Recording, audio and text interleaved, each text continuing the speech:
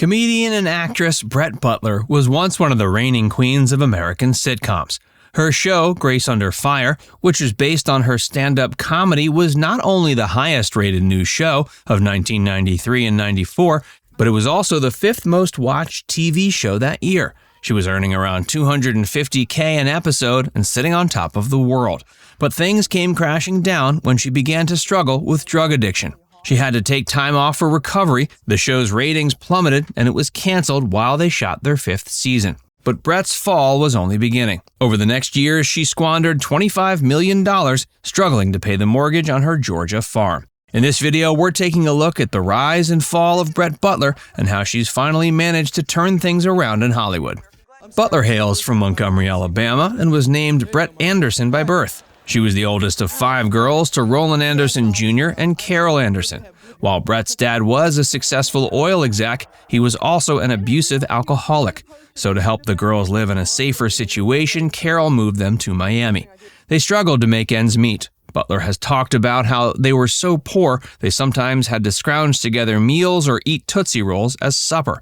But Butler managed to do well enough in school to get into the University of Georgia. She met and married a man named Charles Michael Wilson in 1978 when she was 20. Sadly, he abused her, but she managed to get out of the marriage within a couple of years. Upon returning to Miami and moving back in with her mother, she dabbled in stand-up comedy at local clubs. She slowly made a name for herself in the local stand-up scene before moving to New York in 1984. While there, she got hitched again, this time to a man named Ken Zeiger. It wasn't long before Butler's stellar comedy act caught the eye of the bookers from The Tonight Show with Johnny Carson. She made her debut on the show in 1987 and wowed both Johnny and the viewing audience. That same year, she was hired onto the writing staff of a variety series Dolly Parton was doing called Dolly, but that show was canceled after a season. Grace Under Fire. Everything changed for Brett when she was approached by the creators of Roseanne, who were looking to create a similar show that would be based around her life and stand-up. Brett agreed, and mega producer Chuck Lorre was brought on to run the show. Grace Under Fire was an immediate hit. It starred Brett in the lead role, alongside veteran comedy stars like Dave Thomas, as well as adorable child actors like Caitlin Cullum. It started off in the ultimate slot in the schedule, airing directly after monster hit Home Improvement. That meant it was often running from the get-go. It was a rare case where both audiences and critics loved it equally. The New York Times wrote in its glowing review that Brett wielded a southern accent, quote, like a lethal stiletto. Grace Under Fire managed to appeal to multiple demographics, and Brett even garnered Golden Globe nominations twice, 1995 and 97, for her performance. It appeared as if it would have a long and successful run. Sadly, it did not. Brett's drug issues. By the time Brett became a famous TV star, she had already been through the ringer when it comes to life struggles. At that point, though, it appeared as if she was through these rough patches and was primed for success.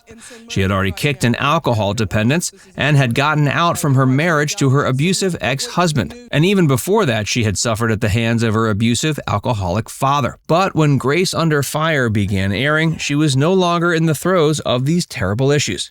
Yet the demon that is addiction still found its way back to her. At one point, early on in Grace's airing, she was prescribed Vicodin to help her deal with back pain from sciatica. It was only a short time before she became addicted, and this wreaked havoc on her life and her work. The drug dependence completely changed her personality and made her incredibly difficult to work with. This grew worse and worse as the seasons went on, and the quality of the show started to wane, as did its ratings. Her drug habit reached its peak during the 4th season, and the show plunged down in the ratings as well. She finally entered a rehab facility before the 5th season. That move caused the network to have to delay the start of shooting season 5. When they finally did start to shoot, Brett kept relapsing. That would cause her to miss taping days. Sensing it was a lost cause, ABC finally canceled Grace Under Fire. They had only filmed 14 of the 25 expected episodes, but it appeared the show was not salvageable due to Brett's behavior. Brett's recovery. She managed to fully recover from her addictions not long after the show was canceled. The pressures of being the lead on a hit TV show might have made it harder to quit, but once she was free from that burden, she was able to focus on getting better. She's been sober since 1998. She made the requisite phone calls and meetings with people she felt she had wronged along the way, which helped her process. She also has had enough time away from the show to be able to look with a more objective lens. And while she can't bring herself to watch it, she understands it was her behavior that took it down.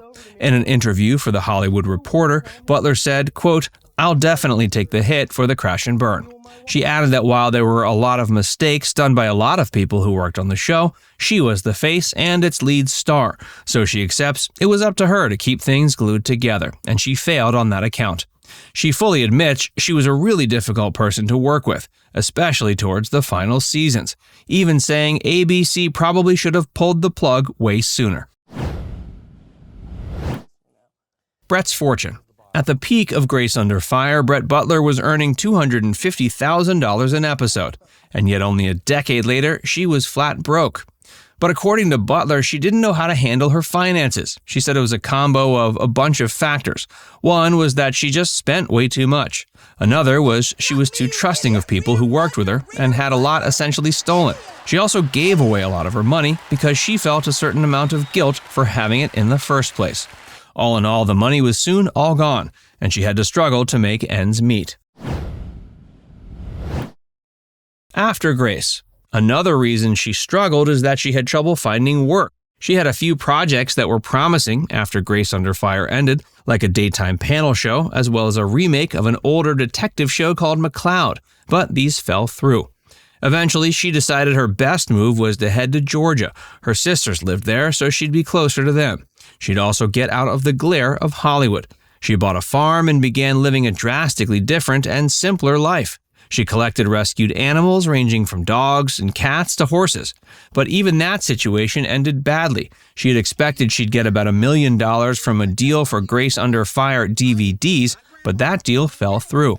As such, she was forced to sell her farm. She moved back to Hollywood to see if she could try acting again and resurrect her career. We should also note Butler has denied that she ever ended up homeless, despite a feature on Entertainment Tonight that claimed that. She says the producer made that up for ratings, and she's always had a roof over her head. The years since. Brett has glowing things to say about her friend Charlie Sheen, who lobbied hard for her to get a recurring role on Anger Management. She says the network didn't want her, but Charlie went to bat, and she got the part. That allowed her to start making money again as an actress, which has been followed by a string of roles and steady work. But even these roles have not provided as much income as you'd expect. 33 episodes of Anger Management only netted her enough to keep an apartment in LA and pay for basic expenses.